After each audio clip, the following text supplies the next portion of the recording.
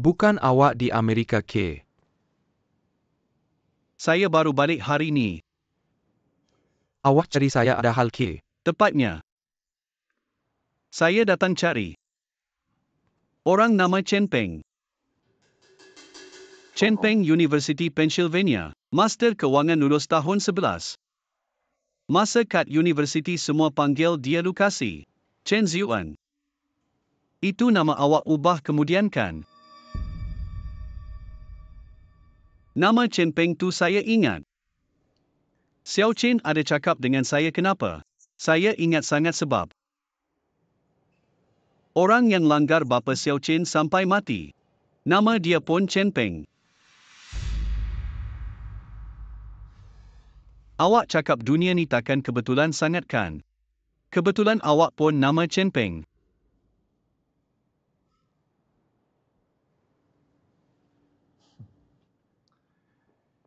Dunia ni ramai orang nama sama. Hari ni saya nampak bapa awak kat airport. Zheng Jianguo yang jemput dia.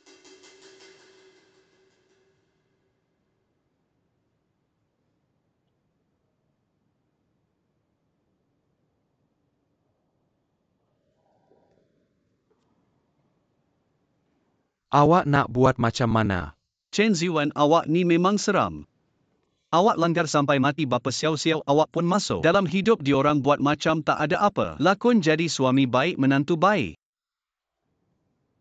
Awak tak pernah fikir ke, kalau satu hari Xiao tahu, dia akan buat macam mana? Dia boleh tak tahu selama-lamanya. Jangan tipu diri sendiri boleh tak? Ibu saya dulu pun fikir macam tu tapi akhirnya. Saya nak cakap dengan awak. Dunia ni tak ada rahsia yang boleh disembunyikan. Awak langgar orang sampai mati. Tak patut muncul lagi lebih-lebih lagi. Masuk dalam hidup Xiao.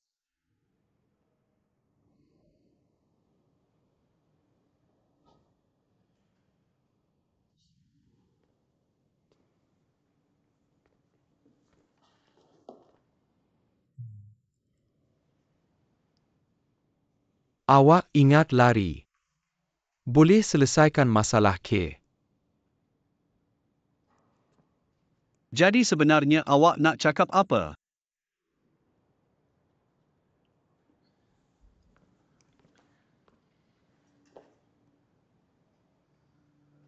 Awak tahu tak orang yang hidup dalam pelukan awak hilang nafas mati. Awak akan buat macam mana? Cakap dengan saya. Malah peluang nak minta maaf. Depan keluarga dia pun tak ada. Awak akan buat macam mana? 5 tahun dah. Saya tak pernah tidur lena. Saya tidak pernah dapat melarikan diri dari celaan dalam hati saya. Saya telah menemui semua sekalik tidak ada seorang pun yang dapat menghilangkan rasa bersalah. Saya tahu mengapa. Saya takut sejak itu. Saya tidak berani lagi memandu kerana saya takut. Adakah anda tahu jenis keputusasaan yang tidak dapat dipulihkan itu? Adakah anda tahu jenis itu anda berusaha untuk melakukan sesuatu, tapi tidak dapat melakukan apa-apa rasa tidak berdaya itu? Itu adalah apa yang anda patut dapat. Anda tidak sepatutnya menggunakan Xiao untuk menghilangkan rasa tidak berdaya anda. Chen Ziuan, saya dapati. Anda bukan sahaja seorang yang egois. Anda juga seorang yang keji dan tidak bermoral. Keji. Tidak bermoral.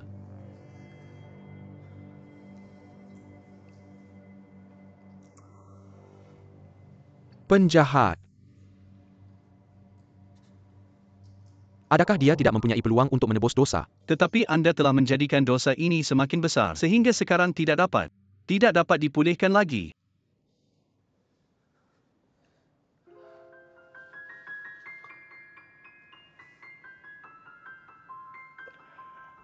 Saya juga tidak menyangka akan menjadi begini.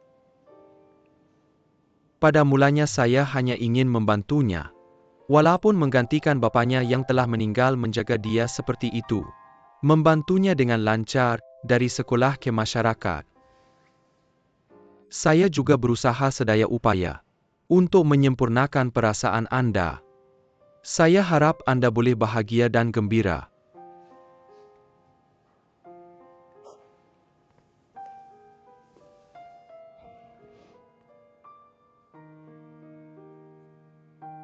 Ya,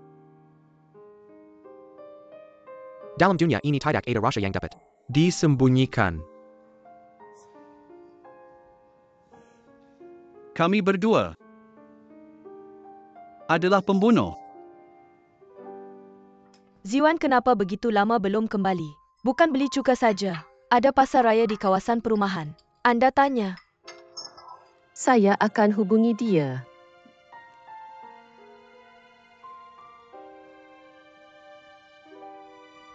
Maaf nombor yang Anda dial. Buat masa ini tidak dapat dihubungi, sila cuba lagi nanti. Dia memutuskan panggilan saya. Ibu saya turun untuk melihat dia, mungkin dia memerlukan bantuan atau apa-apa. Pergi pakai baju dulu. Baiklah.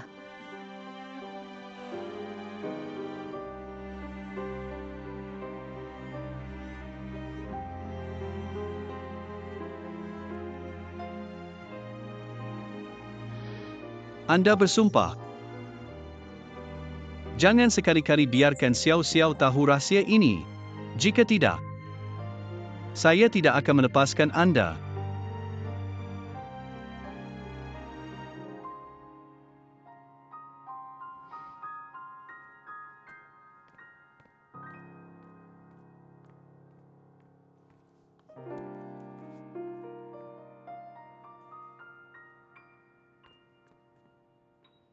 Kenapa awak ada di sini? Kenapa awak turun? Awak pakai baju terlalu nipis. Mari saya hantar awak naik dulu. Apa yang berlaku? Bukankah awak turun untuk beli cuka? Saya lupa saya hantar awak naik dulu. Awak pakai baju terlalu nipis, mari. Mak angkat apa? Yenho tak bersama saya. Bukankah dia di luar negara bila dia balik? Saya tak tahu si jahat ini. Tak beritahu saya pun. Bukan mak angkat, jangan marah, ini memang salah dia. Awak tunggu, saya akan hubungi dia, saya akan marah dia. Jangan marah, saya akan marah dia. Mak angkat, tenangkan diri. Baiklah, saya tutup telefon dulu. Mak angkat, bye. Bukan Horadzi, saya agak keliru, tunggu sekejap. Tolong ulang sekali lagi, saya tak faham. Apa maksudnya? Alasan awak putus dengan Yan Xiaochen Adalah kerana mak awak dan kematian ayah Yan Xiaochen. Ada kaitan tak langsung dan... Apa maksudnya, orang yang langgar ayat dia 5 tahun lalu adalah Chen Ziwan jadi Yan Xiaochen. Kenapa dia kahwin dengan dia? Saya tunggu sekejap. Tak betul. Kenapa biarkan pembunuh ini bebas? Saya perlu telefon polis untuk tangkap dia. Kemalangan itu adalah satu kemalangan. Ayah Xiao Xiao yang langgar lampu merah. Jadi dari segi undang-undang Chen Ziwan tak ada tanggungjawab. Kalau saya beritahu Yan Xiaochen, saya perlu beritahu dia kebenaran. Kalau awak buat begitu, Xiao Xiao akan hancur, persahabatan kita juga hancur. Bukan apa maksud awak, saya semakin tak faham hal ini. Apa kaitannya dengan kita? Bukan awak kata Wei Tong kata. Xiao Xiao sekarang hidup sangat bahagia, mak dia juga lama tak sakit. Kalau awak beritahu kebenaran ini, semua ini akan hancur. Awak faham tak? Saya dah sakiti dia sekali. Saya tak nak sakiti dia kali kedua. Kalau awak tahan saja. Hal ini sangat tak adil untuk awak.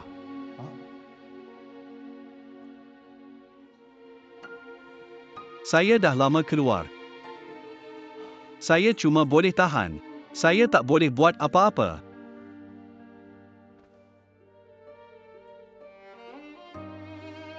Chen Ziwan dia sekarang adalah musibah terbesar Xiao Xiao. Tapi pada masa yang sama, Dia memang satu-satunya tempat bergantung Xiao Xiao. Ning Shen, biar perkara ini berhenti di sini. Kau simpan rahsia ini boleh tak? Baiklah, saya akan simpan rahsia ini, tak masalah. Saya tak akan beritahu sesiapa, tapi Zhen Ho, boleh tak kau dengan kawan-kawan lama tu tak berhubung lagi, sudah tamat, putus hubungan. Kita tak peduli lagi tentang dia, boleh tak?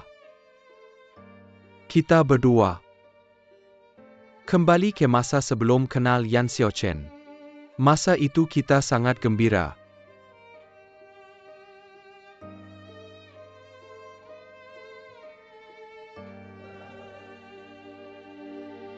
Tak boleh kembali lagi.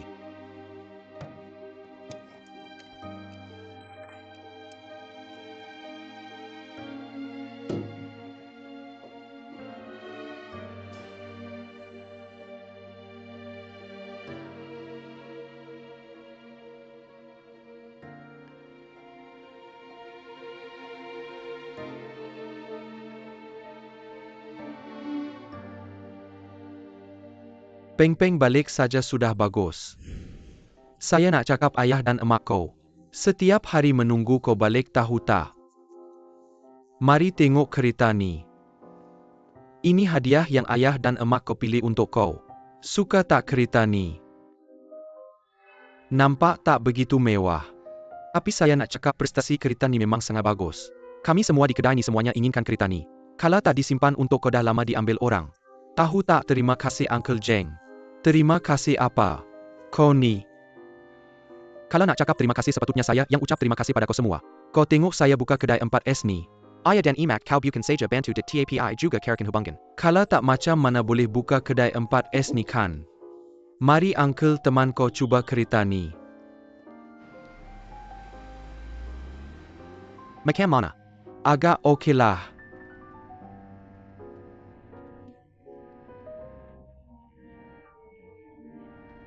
Uncle Peng tahu kau sangat berusaha tahun-tahun di Tak Amerika minta ni. sesen pun dari ayah dan emak kau. Budak baik. Sekarang ni Kau sudah berjaya dalam pelajaran. dan balik ke sini untuk berkembang. Kau tahu tak? Ayah dan emak kau mulut mereka tak cakap, tapi dalam hati mereka sentiasa sokong kau. Saya balik kali ni memang nak teman mereka dengan baik.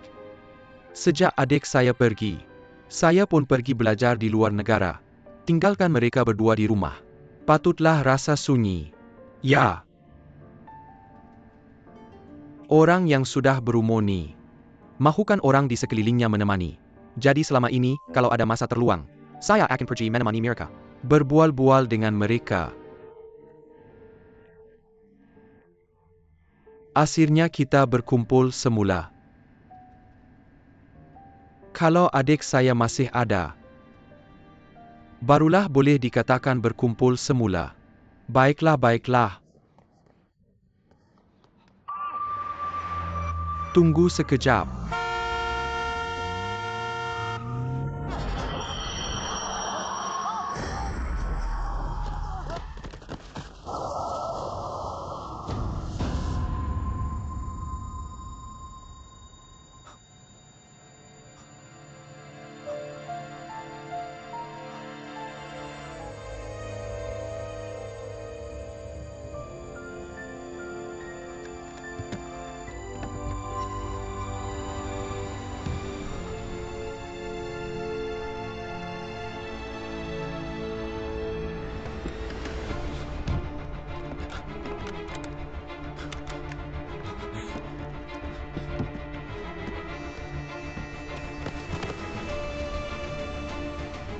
Encik.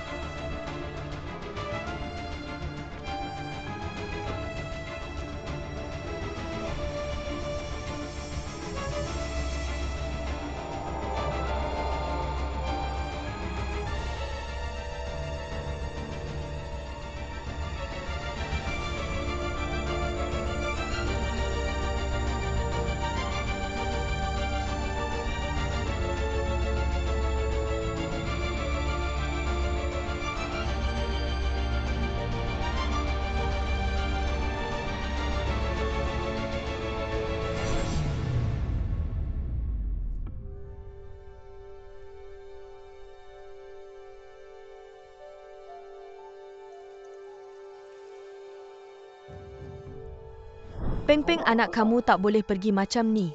Kamu pergi ke luar negara dulu tunggu simunya. Tenang baru Masih kamu belum balik. terlambat untuk menebusnya. Mak, biar saya pergi. Saya mesti bertanggungjawab dalam hal ni. Tak dia sendiri yang melanggar lampu isyarat. Bukan tanggungjawab kamu langsung. Mak, saya tak boleh lepaskan hal ni. Saya yang langgar dia sampai mati. Kamu dah nampak apa yang berlaku pada Uncle Jeng. Setelah dia pergi jumpa dia. Ya, Peng-peng, polis pun tak cadangkan. Kamu berjumpa dengan mereka sekarang. Walaupun mereka pukul saya, marah saya tetap kena terima. Kamu anak saya, mak tak boleh tengok kamu menanggung semua ni. Tolonglah.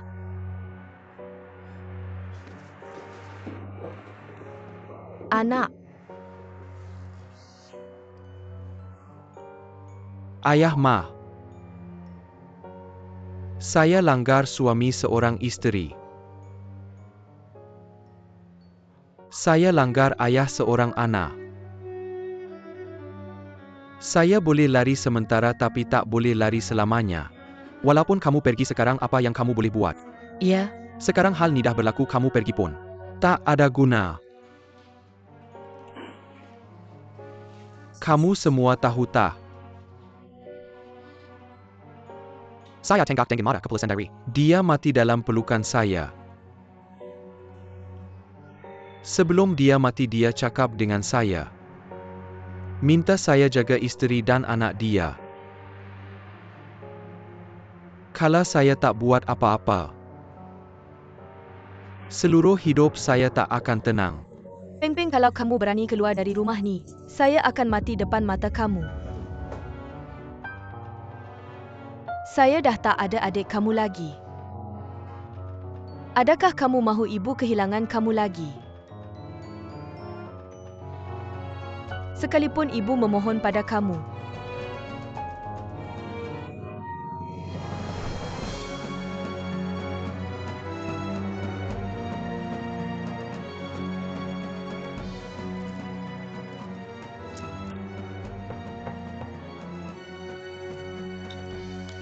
Masuk. Kamu belum tidur kan? Saya belum tidur lagi, masuklah. Ibu kamu baru sahaja menghantar mesej kat saya. Dia akan pulang ke Amerika awal pagi esok. Kenapa terburu-buru sangat nak balik? Dia kata lain kali datang makan. Tapi hati saya rasa macam tak kena je. Ibu dah beritahu saya, duduklah dulu. Adakah ibu dah perasan sesuatu? Perasaan apa? Hal kita kahwin palsu ni. Kenapa kamu cakap macam tu? Kenapa dia terburu-buru sangat nak balik? Bukan perasaan apa-apa, dia mesti marah. Tak ada kamu ojelah. Kita sembunyikan dengan sangat baik. Ibu beritahu saya mereka ada hal penting yang perlu diselesaikan segera. Sebab tu dia nak cepat-cepat balik. Kalau kamu, Apa pasal saya? kamu pun macam tak kena je malam ni. Saya ya. Saya tengah stres sangat dengan kerja. Kamu tengok Sinli dah pergi. Kyoyu ambil cuti sakit. Saya kena pergi Hangzhou, jumpa klien penting. Nak bincang hal kerja. Nak saya teman kamu pergi? Tak payah. Kamu duduklah, selesaikan pejabat, ada beberapa projek. Perlu kamu pantau. Jangan fikir banyak-banyak, tidurlah.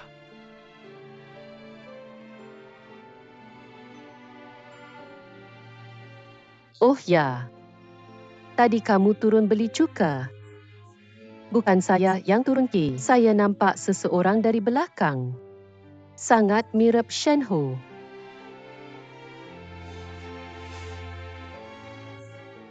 Orang tu kamu pun nampak ke? Saya pun hampir sangka dia.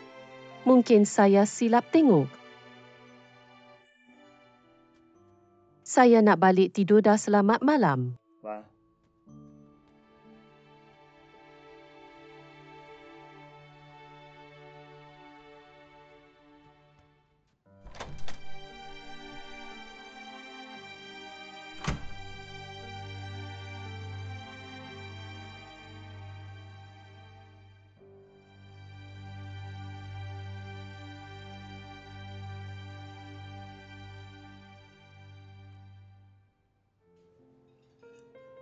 Adakah kamu silap tengok dia bukannya kat luar negara ke? Saya tak mungkin silap tengok Shen Ho.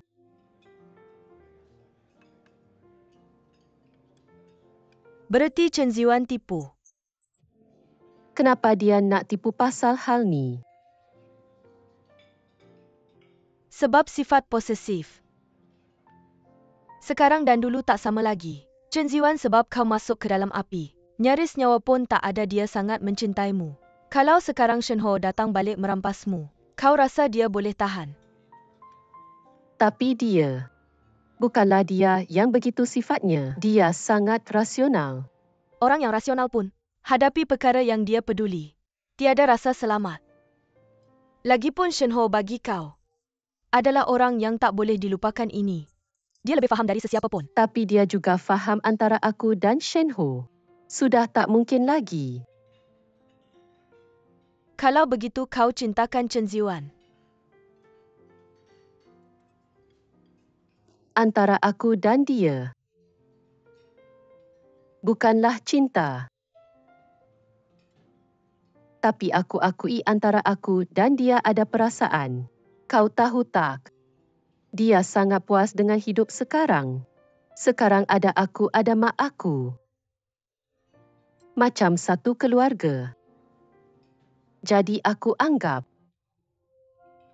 untuk mak aku juga untuk balas budi dia. Aku akan teman dia terus. Cinta ada banyak jenis. Sebenarnya mungkin kau sudah jatuh cinta padanya cuma kau tak sedar. Sekejap lagi teman aku ke pusat beli belah.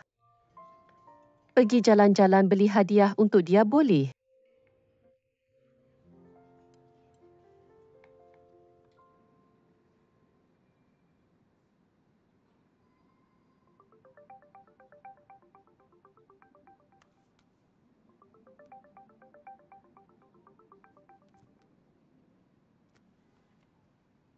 Weh. Kau jarang telefon aku. Ada apa kejadian? Tiada apa, cuma nak telefon kau. Tegur siapa? Macam mana hari ini? Buat apa saja? Aku jumpa Wei Tong seronok. Kau lebih kurang pukul berapa balik? Lebih kurang pukul 10. Kau penatlah dalam kereta api laju. Rehat sekejap. Aku tunggu kau balik. Kau tak perlu tunggu aku. Kalau kau pernah tidur awal. Tiada apa.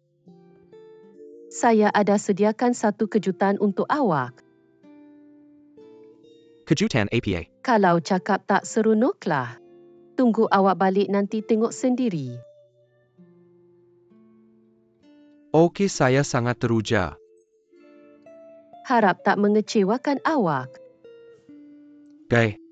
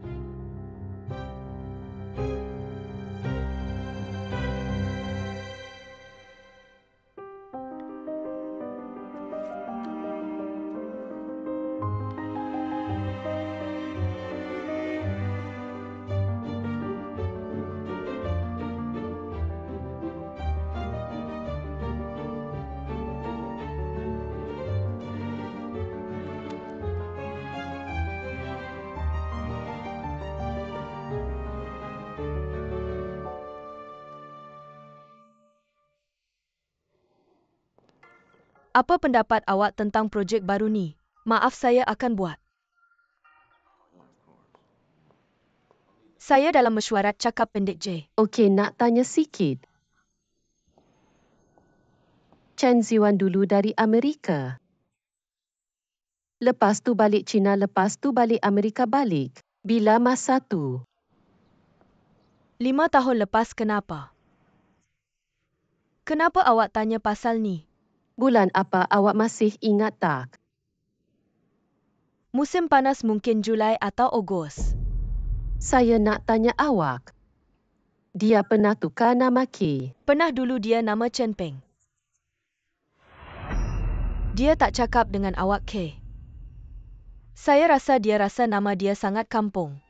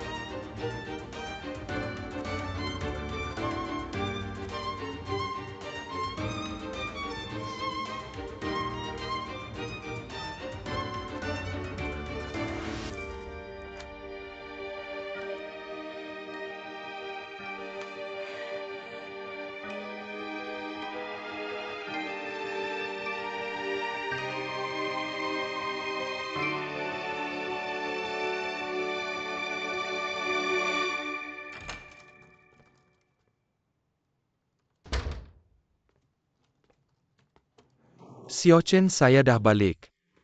Belum tidur lagi K.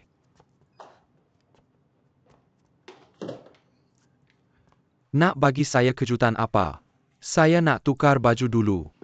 Chen Peng.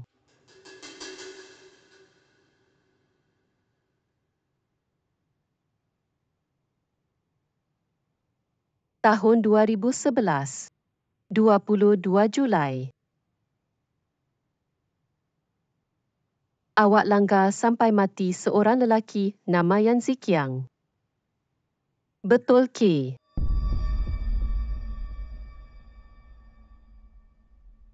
Lepas kejadian tu awak tak berani hadapi. Awak lari ke Amerika.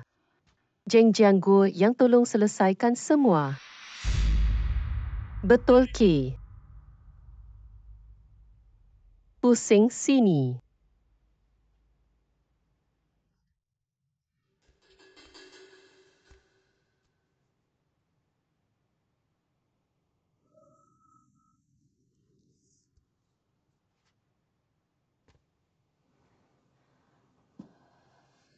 Jawab saya betul ke tak?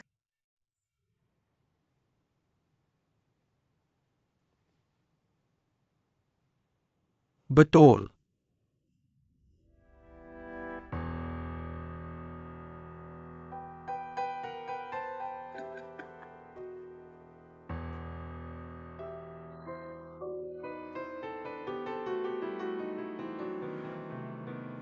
Jauh sikit dari saya.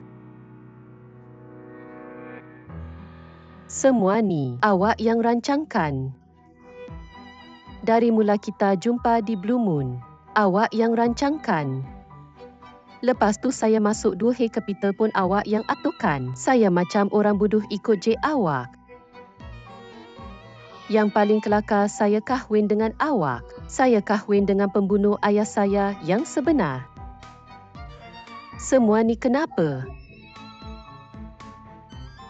Kenapa kau buat begini? Kau jangan dekat aku. Aku ingat aku boleh hidup tenang. Aku cuma nak hidup aman. Aku baru nak terima kau. Aku baru nak dengan kau. Hidup baik-baik kau sendiri. Hancurkan semua ini. Kau dah hancurkan hidup keluarga kita. Sekarang kau nak hancurkan aku. Kenapa, Chen Ziwan? Kenapa kau tak boleh jauh dari aku? Jauh dari aku dari awal. Kau jangan biar aku tahu kebenaran lebih baik. Aku rela jadi bodoh seumur hidup. Macam orang bodoh pun aku boleh.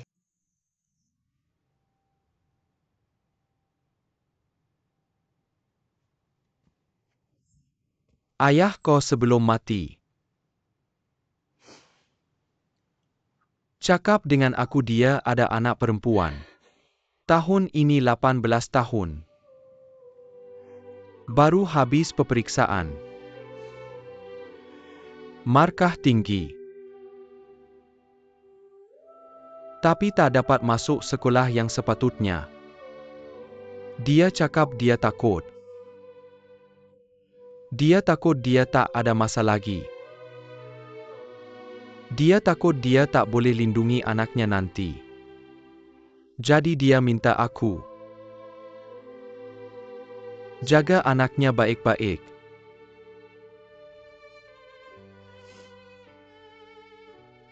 Aku akui.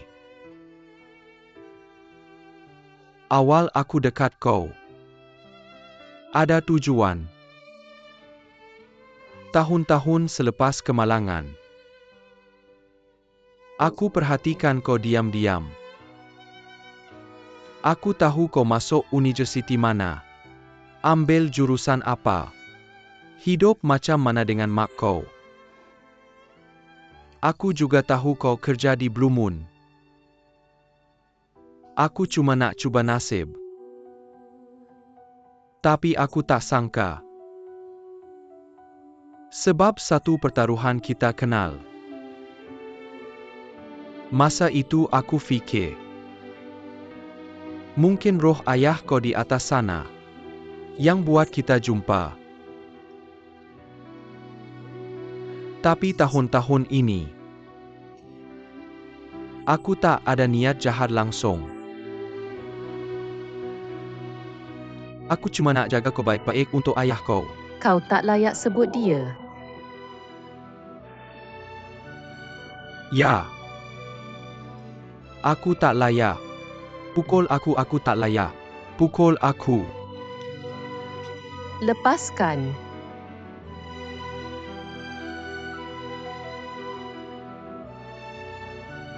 Janganlah kau menganggap diri kau begitu hebat. Kau baik pada aku dan ibu aku hanya kerana untuk menghilangkan rasa bersalah dalam hati kau. Kau fikir dengan cara ini hidup bersama aku, kau boleh rasa tenang ke boleh ke?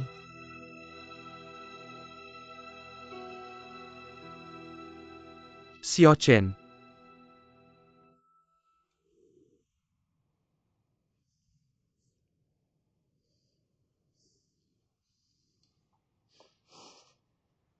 Kalau aku. Cuma kalau. Kalau aku jatuh cinta dengan kau selepas kahwin, kau akan percaya aku ke?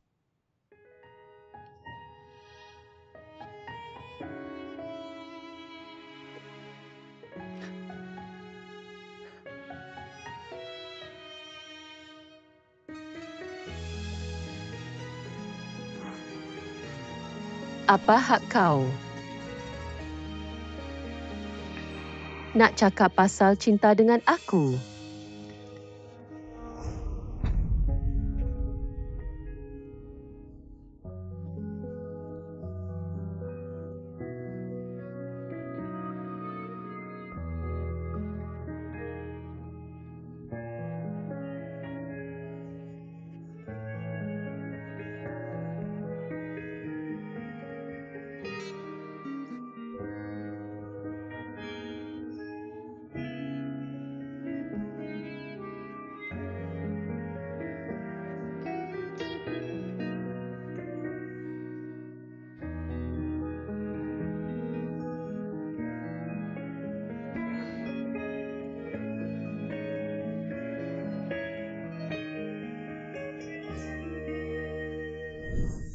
Ya, kenapa kau pun?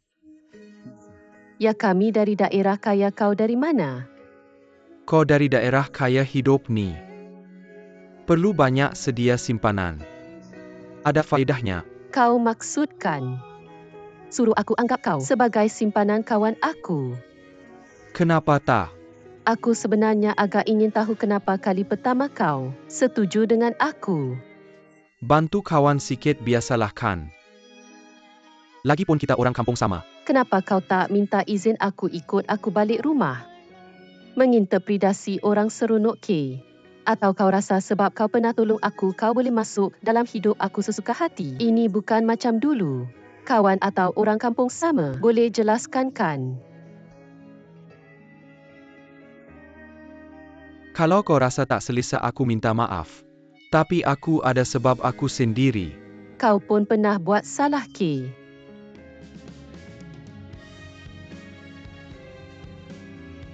Banyak. Contohnya adik aku sejak adik aku Meninggal depan mata aku. Apa yang aku nampak orang atau benda yang terluka sebab aku. Selalu tak boleh tahan rasa bersalah. Nak jaga. Sebenarnya ada satu masa. Keadaan mental aku tak berapa baik. Pergi jumpa doktor psikologi sekejap. Dia tahu semua hal. Semua hal. Sekarang satu-satunya yang kita boleh buat simpan rahsia ni. Simpan je selagi. Mereka berdua tak tahu tak akan ada masalah.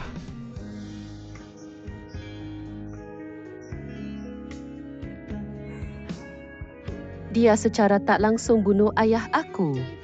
Dia telah menghancurkan keluarga kami. Saya tahu bagaimana rasanya kehilangan ayah. Jadi saya juga tidak ingin dia mengalami kesakitan yang sama seperti saya. Perkahwinan bagi kamu hanya sekadar bantuan kecil ya. Saya rasa di dunia ini tiada apa yang mutlak. Tidak ada kebaikan yang mutlak. Memandangkan perkara sudah berlaku, maka kita hadapilah dengan tenang. Saya pun tidak tahu bagaimana untuk membalas budi kamu dalam hidup ini. Maka anggaplah ini adalah hutang saya dari kehidupan yang lalu.